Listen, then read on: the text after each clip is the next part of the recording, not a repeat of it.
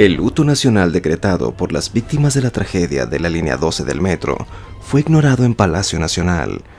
Incluso la mañanera de lunes, en la que se descargan todos los cuestionamientos del fin de semana, fue suspendida como tal para dar paso al jolgorio por el Día de las Madres.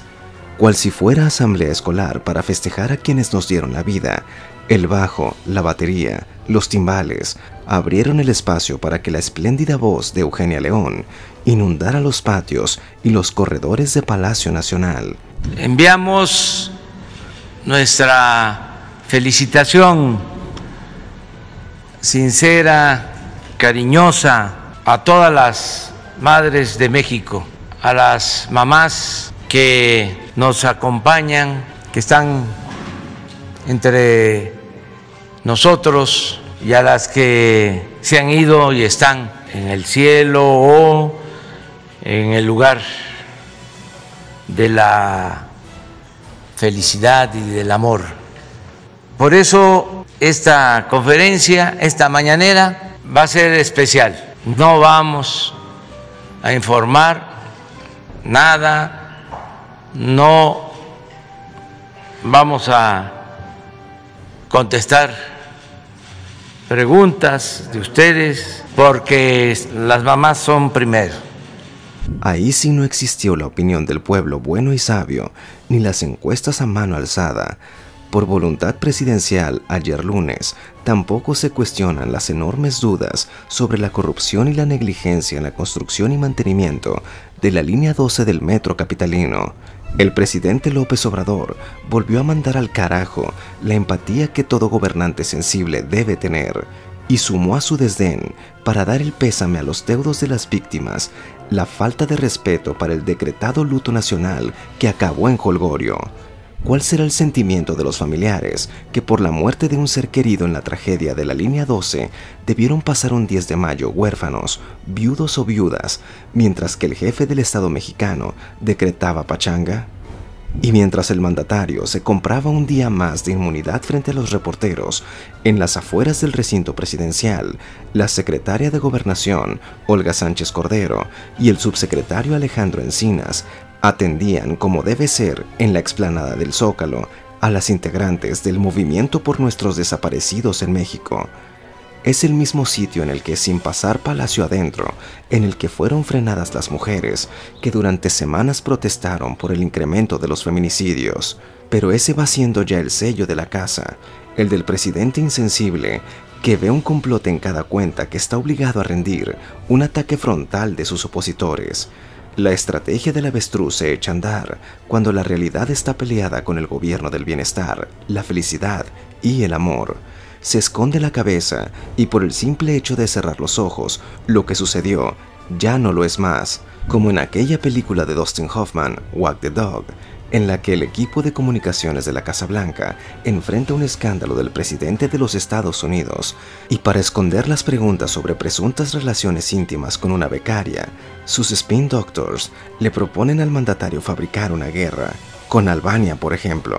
Y se echa a andar la maquinaria de la distracción propagandística para que todo Estados Unidos hable de la guerra, no del escándalo sexual del presidente. Nada diferente a lo que sucede hoy en Palacio Nacional, donde se privilegia la rumba para bailar sobre la tumba, donde se fabrica una guerra contra los Estados Unidos, que presuntamente financia a los opositores al gobierno y fabrica otra guerra con las credenciales rosas del candidato priista a la gubernatura de Nuevo León para tentarle el agua al INE en plena veda electoral. Que se hable del ritmo, la voz y el garbo de Eugenia León, del complot USAID o de la gresca con el INE, de lo que sea, menos de la línea 12 del metro. No existe forma de evadir, como en la película de Dustin Hoffman, la trágica realidad de 24 años de gobiernos de izquierda en una ciudad capital que ve colapsado su principal sistema de transporte masivo. Por decreto presidencial, se elige la opción del olvido para toda tragedia que ocurra dentro de la Cuarta Transformación, porque aquí ya nadie es como los de antes.